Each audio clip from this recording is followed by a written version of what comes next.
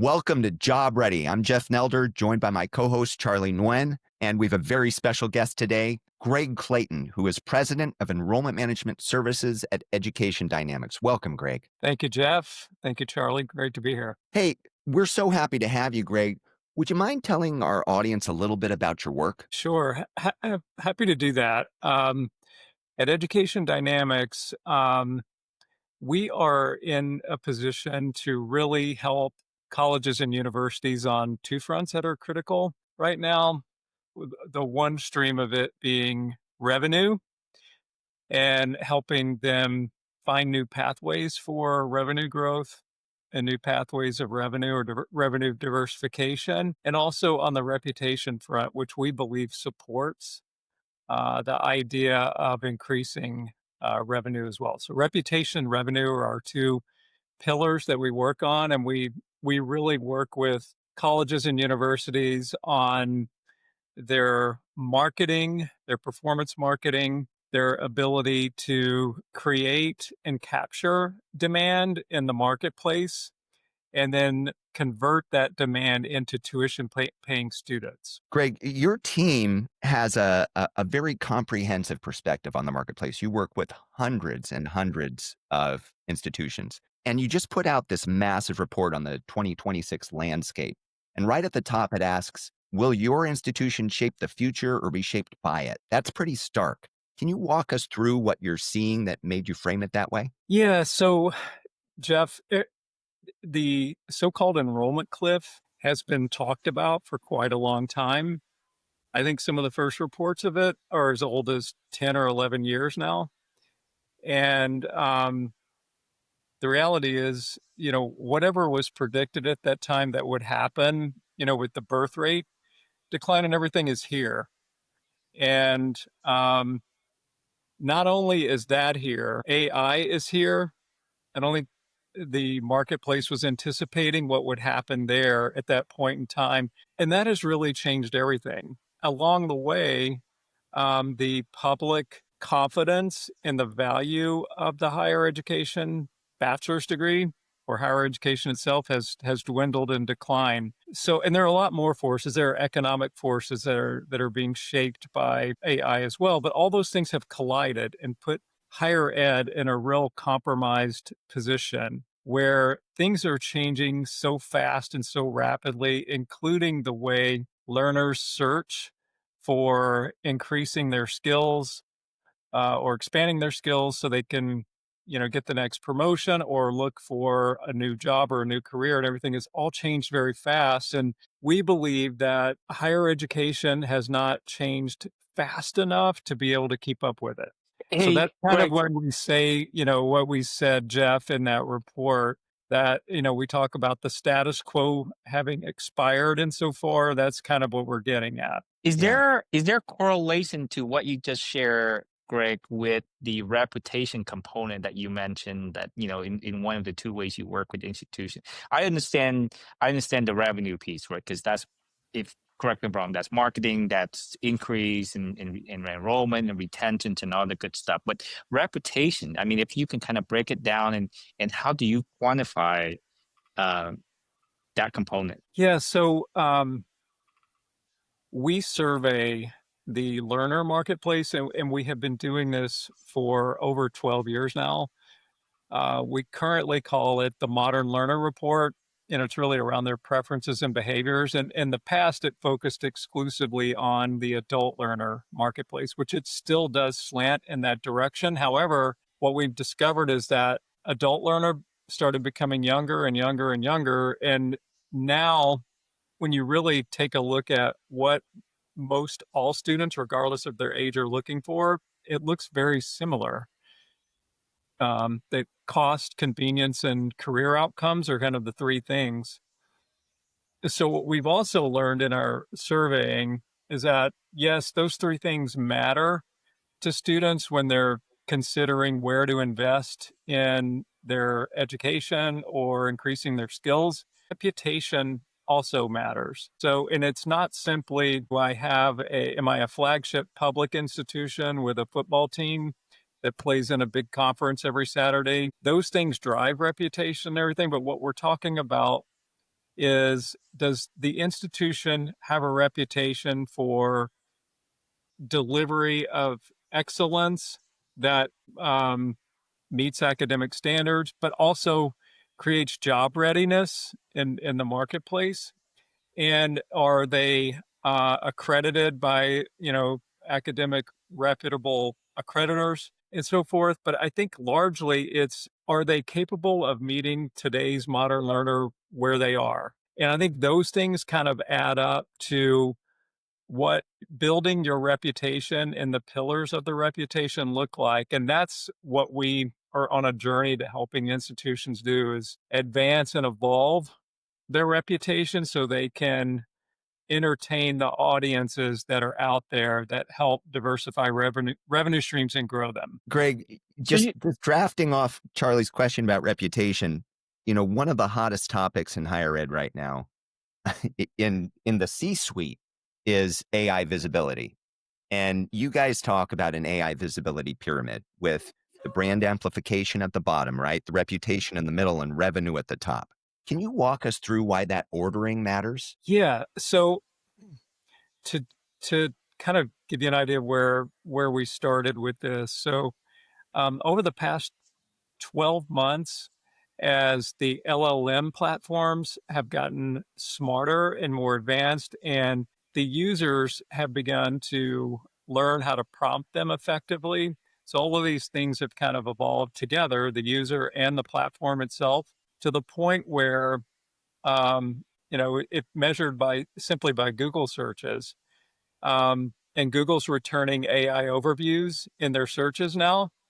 Turns out that depending on the week you measure it, somewhere between 75 and 80% of all EDU oriented searches result in an AI overview. And what that means is that the likelihood of someone getting their question answered in an AI overview is pretty high versus where it was before, when you had to click on the blue links and so forth and chase down your answer from maybe multiple sources. It's kind of consolidated. So we believe that this has changed the SEO oriented game. Some are calling it geo now.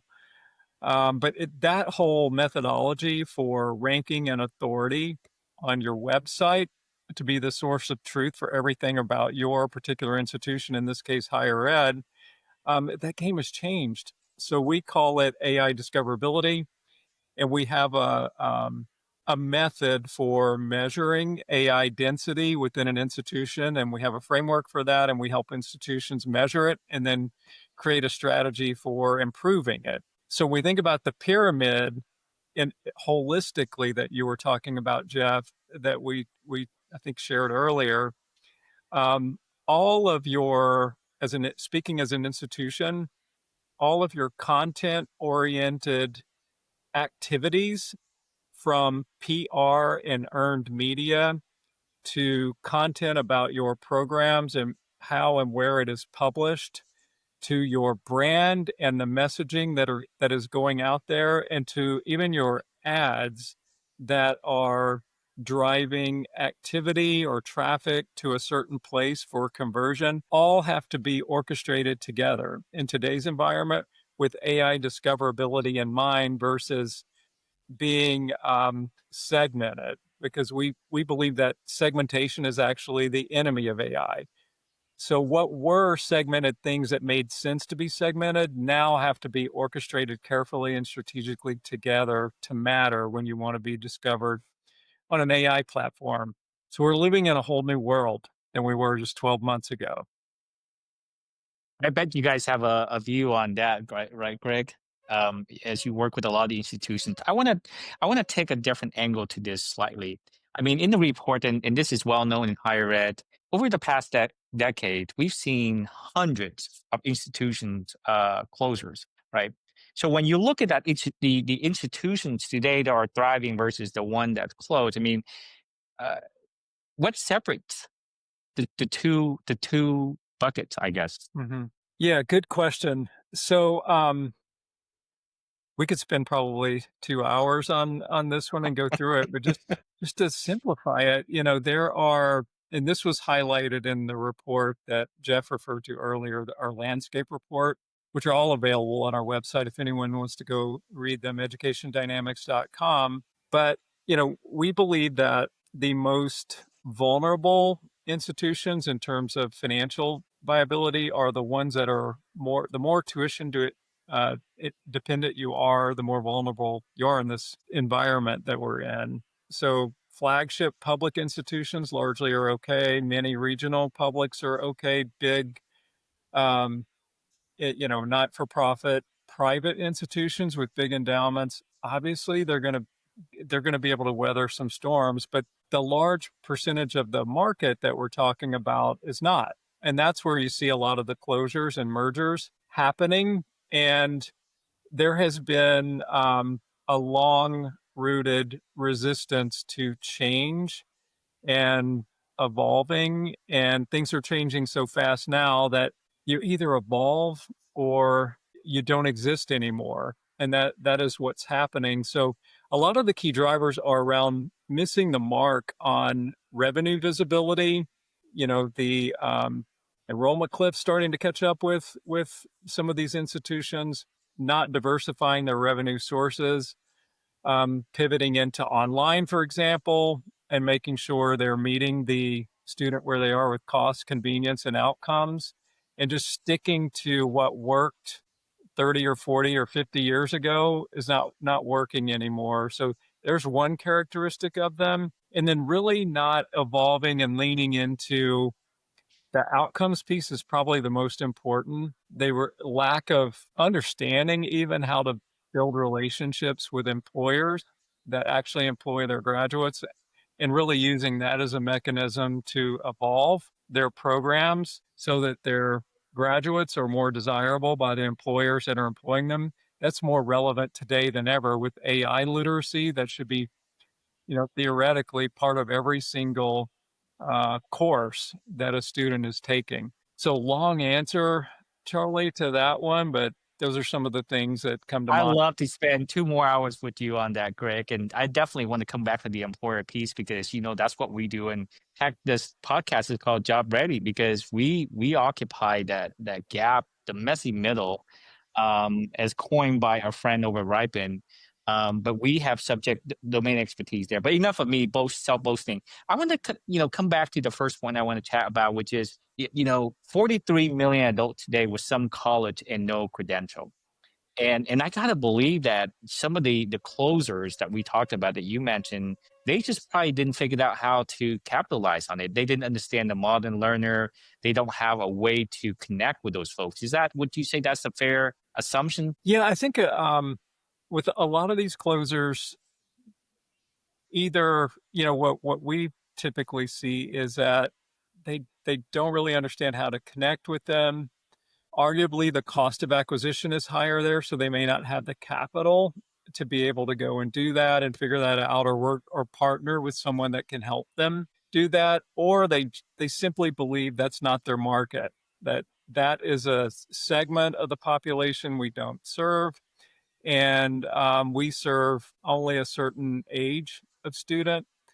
And that flies in the face of all the current research, which just says that age is no longer a consideration when it comes to modality, preference. So it doesn't matter what age you are. In today's environment, convenience matters. So it's largely a lot of those things. But I think for the most part, even when, and then we've seen institutions go try to do it, they get into it and don't understand what it takes in order to do it, particularly when it comes to capital and know-how. So what worked in which is no longer working very well anymore either, and attracting traditional students into your institution does not work in going and finding tapping into the 43 million some college no credential audience. It's two completely different things. Let's come back to the employer piece, Greg. I mean, when you said that is more important than ever, and most institutions just don't get it.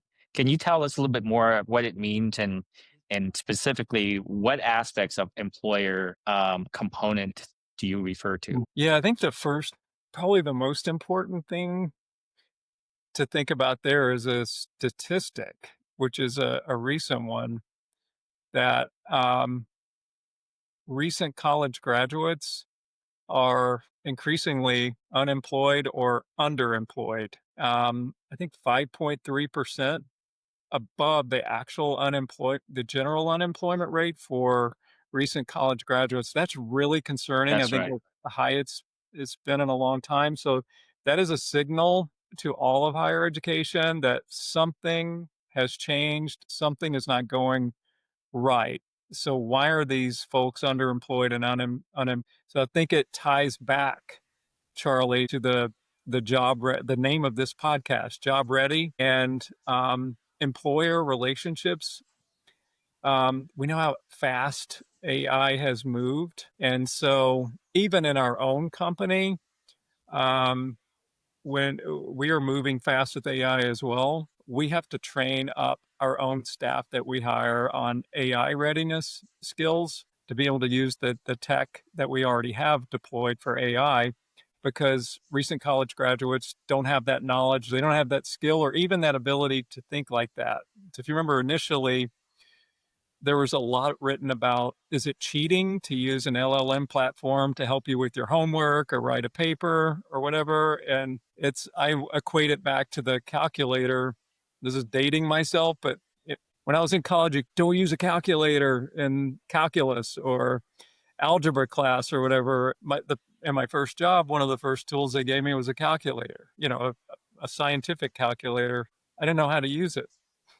I wasn't job ready at the time. It's kind of the same thing today, but I think the employers help guide what they need to know and guide the evolution of it. So being agile is probably a fatal flaw right now with higher ed, to be able to pivot and evolve programs. Now, there are some institutions out there that are doing it very well and that understand this and know how to do it and are very agile and are thriving and surviving right now. But having that connection to your employer partner to help you understand what curriculum and job ready really means, or how curriculum needs to evolve to be job ready, is super important to move that 5.3% number we talked about earlier.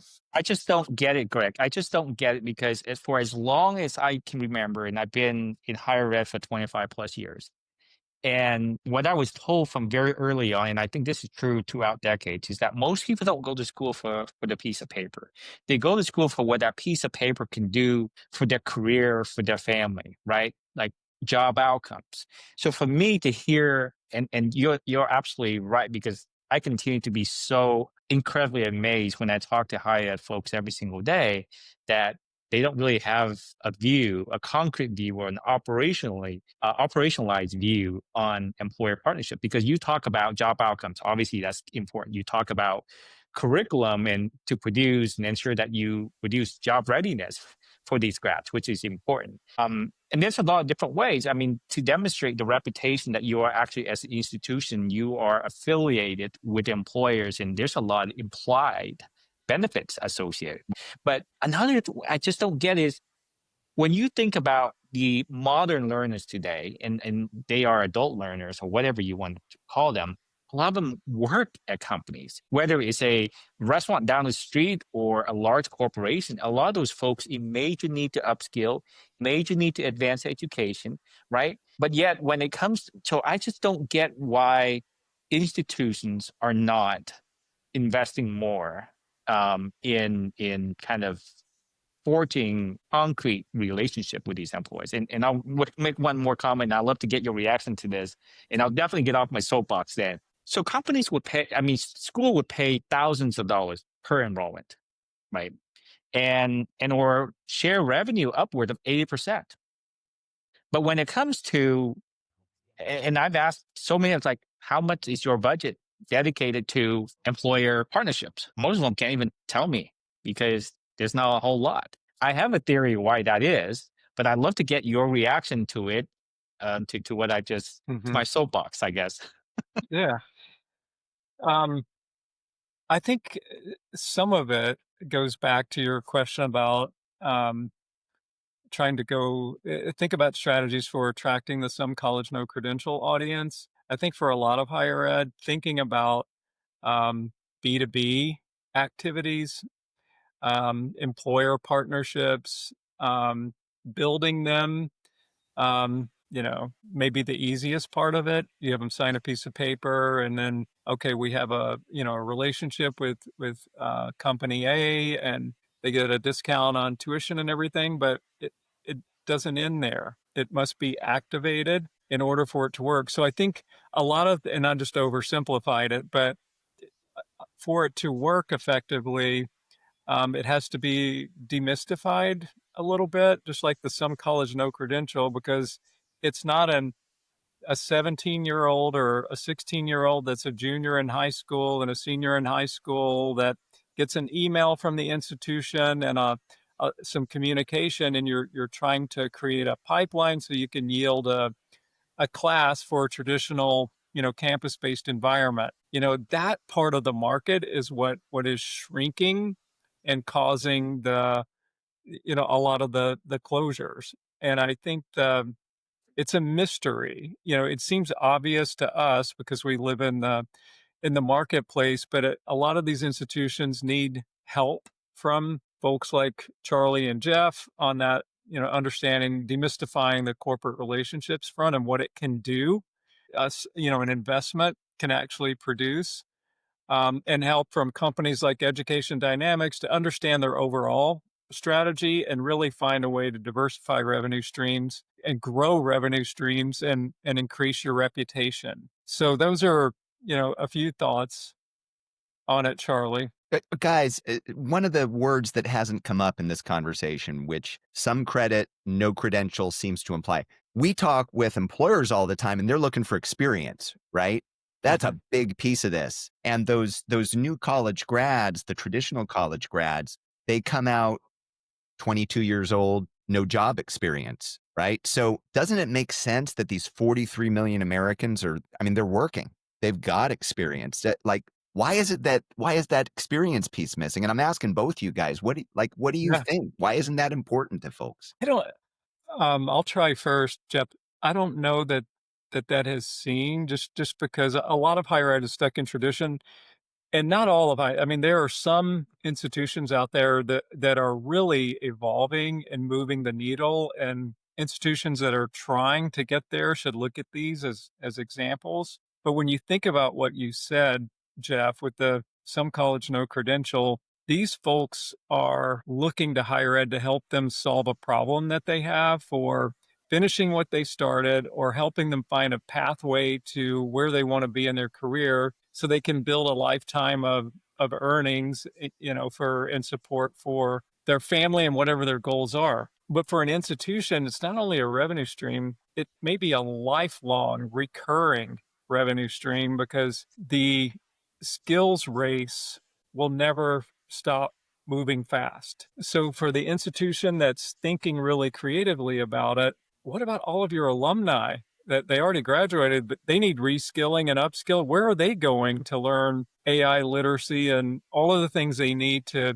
to keep advancing in their own employment now? So, I mean, there are some institutions that have done some creative stuff like a subscription model where you graduate from the institution, you have a part of your, value is that you are subscribed to being able to upskill yourself whenever you're ready to do it. You have a place here to be able to do that at this institution. So there's only pockets of it, little ones, but it's a mystery to me as well, Jeff, why more haven't thought more creatively about it, because all of the tools are there and the knowledge and support from different organizations like Education Dynamics and what you guys are doing at EFA and this podcast that you have. Wow. I think it's a Well, structural issue. I think it's if you at the end of the day, because you look at the higher ed structure and how they've been operating and the confined, whether it's accreditation to the faculty model, to the internal process for curriculum upgrade or update or whatever it is. I mean, to me, that's probably the biggest issue on that. Greg, I love to kind of ask you on this because when I see the landscape today, there's a few players in the higher ed that stand out. The Southern New Hampshire SNU, the Western Governors University, the University of Phoenix. I mean, these are humongous institutions with incredible expertise and reach, right, to potential modern learners. How do everyone else compete to that? I mean, and obviously you guys doing a great job at education dynamics, helping some of these institutions. But I'd love for you to talk about, kind of some of the in the weed know how. Yeah, that's why we're in business, to help these institutions, figure out these strategies and execute them, and be their strategic growth partner in a world that's constantly evolving. Yeah, the schools you mentioned have done a really good job of becoming mega online players, and they clearly understand, the preferences and behaviors of the modern learner. That's why they have so many students. It's not simply because their academic standard is different than school A or B. They understand what the learner needs and they meet them where they are. The fact is, any institution is capable of doing that if they want to. And that's where the structural part comes in, Charlie. I think that you were talking about earlier. I mean, there are institutions out there that a lot of folks have never heard of that have figured out how to do this. Some with our help, some on their own. I think about Unity Environmental University in Maine has grown their enrollments from around 900, 4 or 5, 6 years ago to 10,000. How did they do that? They decided they were going to think differently. They were going to make structural changes to their governance model, and they were going to invest in cost, career, and convenience, and deliver a niche-oriented type of program set to the market that it was looking for, that had job-ready skills related to jobs in the green economy. Like, that's thinking differently about things and finding your place in a crowded marketplace. And others I've heard from, Post University does it very well, on a number of fronts, with meeting students where they are. They have a good corporate sales structure or B2B corporate partnerships. They understand all of that. So does Unity. I think all of these schools that you mentioned, Charlie, that I'm mentioning, understand this. And it's puzzling why more schools do not choose to think that way versus thinking the way that they have for the last 40 or 50 years. But the examples are there. And I think a lot of times an institution will think maybe that, well, University of Phoenix, Western Governors, National University is another one that comes to mind that does it very well also. But That's right. they think about these big online players. That's not our audience. Well, when I hear that, sometimes I will say, well, did you ever heard a University of Phoenix ad in your marketplace on TV or served up on your computer or whatever? And they'll say, well, yeah.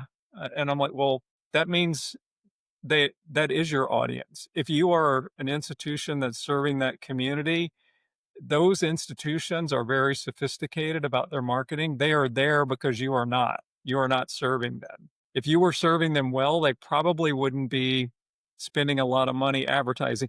It's a blind spot, I think, structurally, to thinking about who their audience really is. And it's sometimes limited by age. It's sometimes limited by what modality, or, online is going to cannibalize my traditional courses. Things that are just old ways of thinking versus thinking about, I need to diversify my revenue to survive. How am I going to do that? Because continuing to do what I've done for the last 50 years is not working. And then it all So comes down to, you mentioned, go I ahead. have to give kudos. Yeah. Sorry, Jeff, I have to give kudos. So you mentioned Unity University. I have to give kudos to Dr. Malik. He is definitely an innovator in this space, very well known, and somebody I follow and a huge fan of. So sorry, Jeff, go ahead. No, I just wanted to say that, if you are changing it up, you are projecting job readiness like a bat signal, right? Commissioner Gordon used to shine that light up in the air and Batman would see it. That's kind of what you're describing here. And you've talked, Greg, about the need for universities to project their ROI relentlessly, right? Mhm. And that must be a key focus when these universities are transforming themselves. How does that work when you're marketing ROI relentlessly? What are the pieces of that? Yeah, I think it's part in the way we think about it. It's part of meeting the student where they are. Yeah.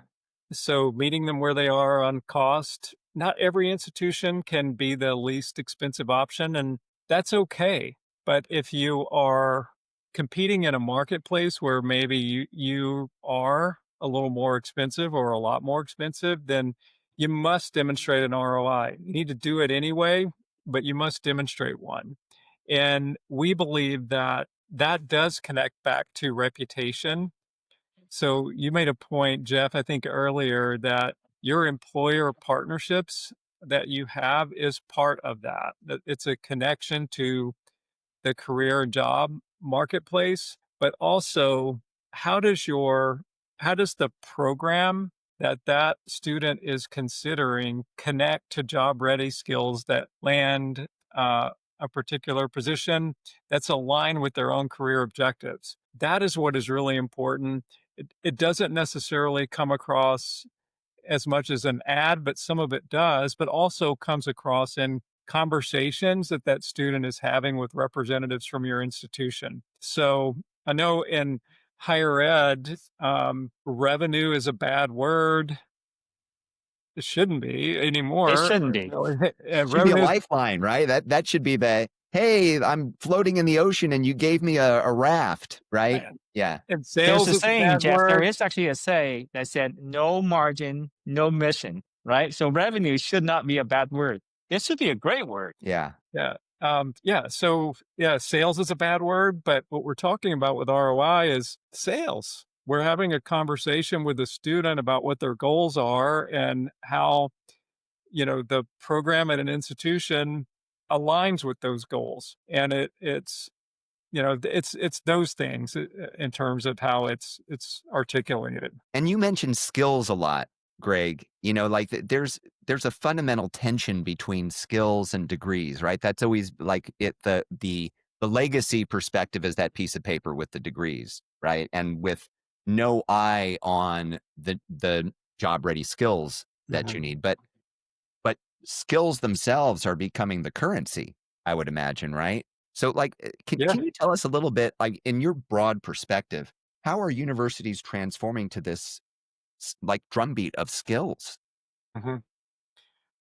Um, Very few are, and from what I see, Jeff, and I love what you said because I think a little bit like a futurist. I am a futurist, and I've heard some of the others say this that are really forward thinking in this marketplace. Some of the institutions I mentioned earlier, but the belief that the current higher ed currency is the credit hour, and that is expiring. The currency of the future is skills. So that may be the foundational way for institutions to think about evolving faster into this. Is thinking about the skill as the currency. You invest in this program, in return, you are certified in these three or four skills. To define what those skills are, go back to, you know, I've been in around higher ed and kind of the ed tech space for 30 years. Back in the day, I worked with an institution. I want to say this was early 2000s. Even back then, this particular institution had an industry advisory board that met twice a year and literally informed the makeup of their curriculum. And guess who these advisory board people were? They're these companies that hire their graduates. They wanted to make sure that their graduates continued to have a pipeline for jobs there. And in order to do that, they had to make sure they were job ready when they graduated. This was a long time ago. A lot of institutions still do things like that, but something as simple as that in today's environment is probably more important than it ever was because of how fast it's changing. And then being able to be agile on the back end with how you're able to stand up curriculum that meets the skill need for the student where they are. And I love does how you yeah, framed it. I love how you frame it. I just have to call this out because in a lot of conversation we had, a guest on last week, and her domain expertise is all about skills, and she's trying to work with higher ed on skills. And a lot of folks we talk to, when they think about skills, it's like, oh, employees, they value skills now, so they don't really care much about degree anymore. So in some way, directly and implicitly insinuate that at some point higher ed will become irrelevant, right? And degrees are no longer the currency anymore. But your framing is different. Is in fact they can become very relevant, because now instead of certifying credit hours or credits, they're now certifying skills, right? Because that's important. And the history of the institutions, the alumni base, the brand recognition, all of those things carry weight when it comes to certifying the skills. Because the question I ask myself simply is, if Jeff puts on his resume that he has, skill in AI discoverability, it's like, well, how do I know that? How do I know that's true, right? But in what you're framing is, institutions now can lean into their history, their clout, their reputation, and all that stuff, and certify skills. True. Speak that language. Yeah. And that there are some institutions that we work with and know about that are developing that. Some have been working on this for 3 or 4 years, talking about certifying job ready skills with every quarter or semester that is completed. Like, forget your credit hours that you earned. What skills can we certify you on? So that becomes probably the value currency of the future. It's here now. I don't know of employers that ask people that are, interviewing for a job, how many credit hours did you earn in college? Why is that important? It's not. Don't they have whole HRIS systems set up to just calculate the total number of credit hours per employee, and that's all that matters? Oh my goodness. Yeah. But the whole higher ed value system is built on that. Yeah. It's so with that, that is a very entrenched, inertia laden battleship, that's unfortunately going to have to change. But it's what a great, the U.S. higher education system is arguably one of the best assets in the entire world for changing social mobility for anyone, first gen students, immigrants.